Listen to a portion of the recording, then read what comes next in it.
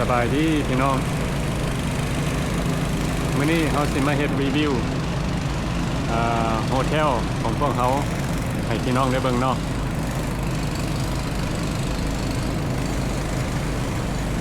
อยู่เมืองวังเวียง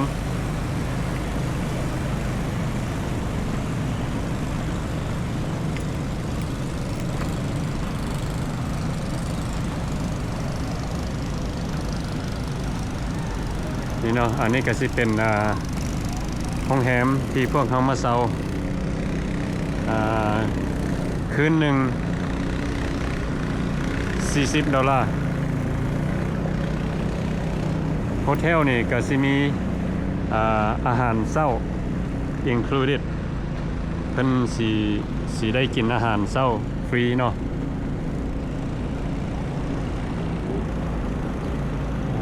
อยู่นี่ก็มีแบบห้องกินข้าวแล้วก็เพิ่นก็มีห้องนั่งเล่นแล้วสำหรับคนอยากไปนั่งเล่นอยู่ทั้งเทิงก็มีเนาะอันนี้ก็สิเป็นบริเวณโฮเทลของเพิ่นแล้วก็โฮเทลนี่ก็มีวิวงามเห็นบ่มีวิวงามสำหรับคนอยากไปลงไปขี่เรือก็ได้เนาะไปขี่เรือเล่นนี่เป็นก็มีคนขี่เรือแล้วก็ตอนแรงมาเพิ่นก็มีวิวงามเนาะมีคนขี่เรือไก่ไปไก่มาอยู่นี่แล้วเพิ่นก็มีแบบบอลนั่งเล่นอยู่ทางนอกเบิ่งวิวงามแล้วก็มีสระลอยน้ำนี่เด้อพี่น้องวังเวียงเห็นบ่สำหรับคนอยากออกมาเล่นขี่แอร์บอลลูนบ่มันมีสำหรับผู้ใดอยากมาขี่แอร์บอลลูนเพิ่นเว้าให้เฮาฟังมื้อนี้ก็เพิ่นว่าประมาณ$35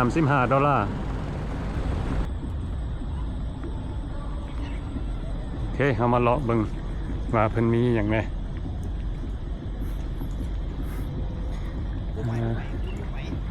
ก็สิมีต้นมะฮุงยังบ่ทันเป็นมากเนาะเฮามาเลาะเบิ่งทางพี่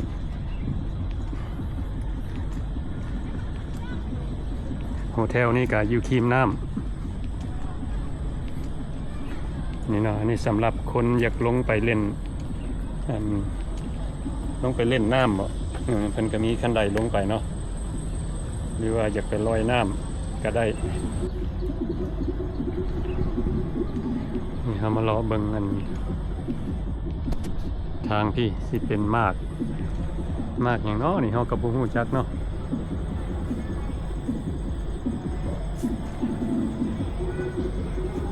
ฮู้จัก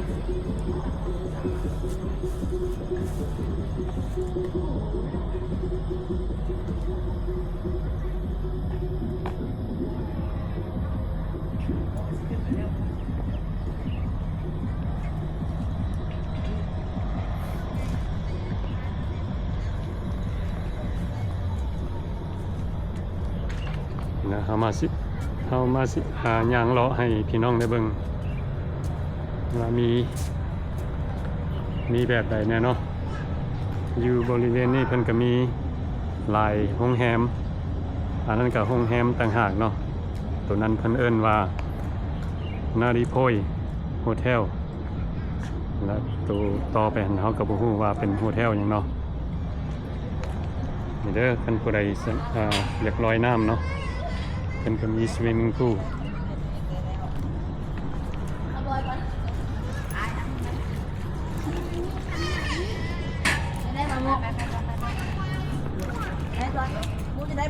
ฮะอย่า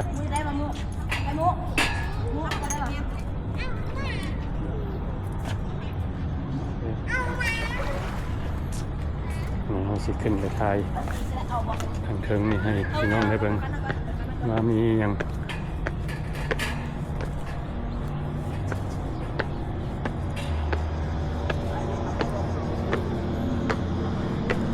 โอ้ยามแรงมานี่คักแล้วนี่ขึ้นมานี่ นี่นะเขากันแนมเห็นโฮเทลอยู่ทางข้างนี้โฮเทลทางข้างนี้เพิ่นก็มีสวิมมิ่งพูลคือกันแล้วก็มีวิวงามเนาะ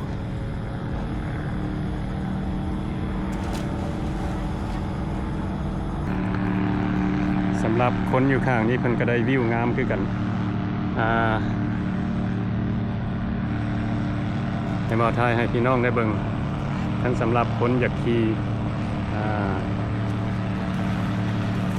แฮงไกลเดอร์เพิ่น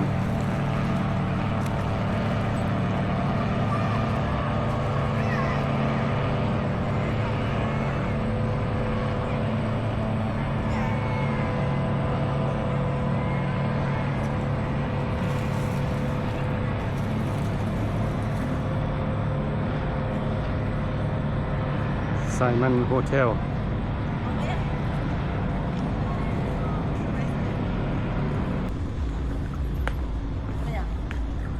ให้บริเวณข้างหน้าให้พี่น้องได้เบิ่ง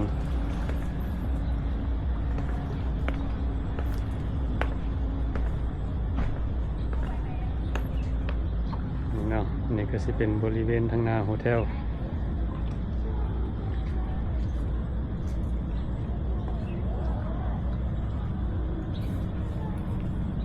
นี่ก็มีดอกบัวงาม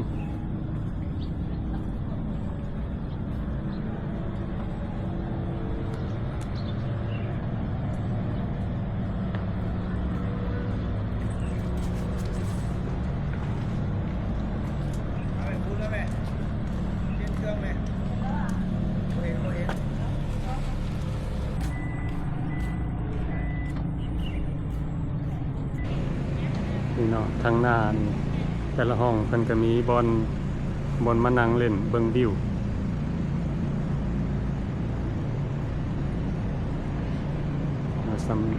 สำหรับคนอยากย่างออกมาเล่นทางที่ก็ได้เนาะงามหลายโฮเทลของเพิ่น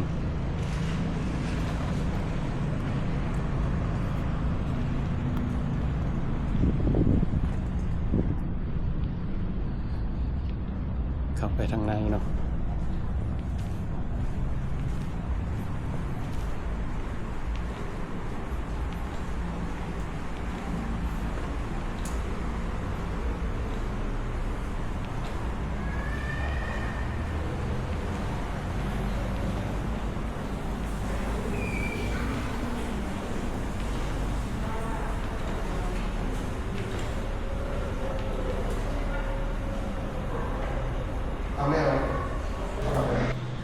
สิมีห้องน้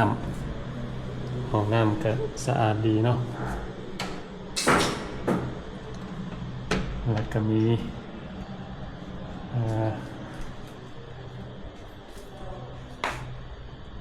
เตียงห้องนอนมีทีวีแล้วก็มี AC แล้วก็มีบอลนั่งเล่นข้างนอกเนาะเครื่องนุ่งนี่อยากอันนั้นหลายเพราะว่าเป็นเครื่องเปียกของพวกเขาเนาะมาช่วงปีใหม่เพิ่นรดน้ำเครื่องก็เลยเปียกแล้วพวกเขาก็เลยเอามาตากอยู่ข้างนอกนี่เด้อถ่ายให้พี่น้องได้เบิ่งเนาะทำมานั่งเล่นอยู่ข้างนอกนี่ก็มีวิวงามได้เบิ่งภูเบิ่งผา A few moments laterนะบอนนี้เพิ่นสิเป็นบอนเสิร์ฟอาหารมาเบิ่งเนาะนี่ก็สิเป็นบอนนั่งกิน What kind of food they got over here? Huh? They got lettuce. Oh, they have pho too? Yeah. Wow. Fried rice, eggs, vegetables, Oh, sausage, like bread. American breakfast, right? Yeah, pancake. Oh, This is fried rice. oh, หัวเข้า Stir fry. หัวซีน that It's like broccoli, cabbage, carrots. vegetable หัวผักเนาะมีการทางที่มันมี Here's vegetable. salad. Oh, here they got this is steamed rice. Yeah. Or maybe porridge. Oh, ข้าวเปียก yeah. ข้าวเปียกข้าวแล้วก็เฟอเนาะ But the noodles over there. Oh, okay. It's really good. Yeah, they made the bowl ready. ให้เป็นถ้วยให้เป็นถ้วยให้แล้วเขามาตักน้ำ Oh, ใส่ it's beef. Yeah. Yeah. สิ้นนัว They put sugar cane. Ooh, that's a good idea. โอ้ Sugar cane. ใส่อ้อยพร้อมเนาะYou should try that. โอ้อืม Yeah, it's really good. มันก็มีอาหารเช้าแถมให้ มีบักโมบักกล้วยแล้วเป็นก็มีน้ำมะเขือ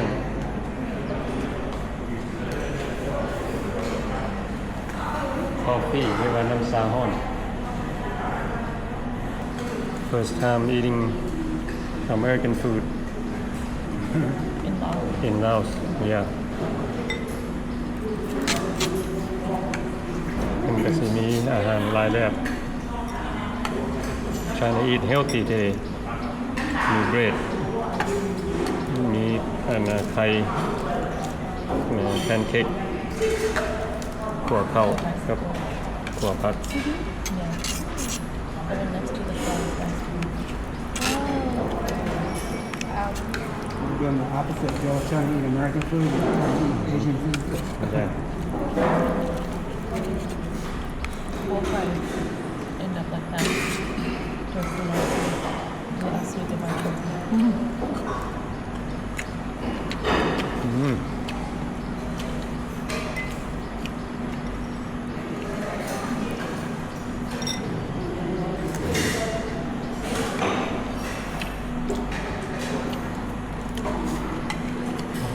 I did ate for now.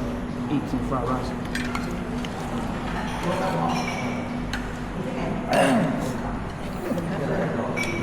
You just finish your pho, huh?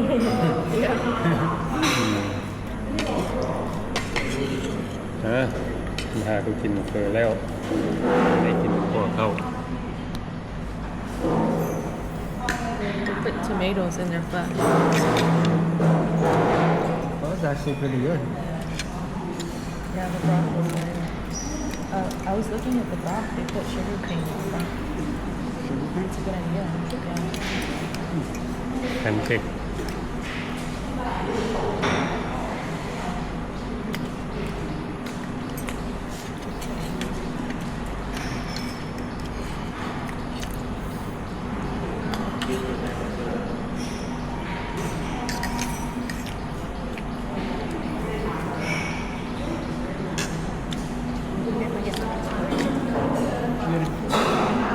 วิดีโอนี้กระทายให้พี่น้องได้เบิ่งเนาะรีวิวโฮเทลของพวกเขาคืนหนึ่ง$40มีอาหารเช้าพร้อมแล้วก็เป็นจังได๋ก็ขอบใจเบิดทุกคนที่เข้ามาเบิ่งวิดีโอของเฮา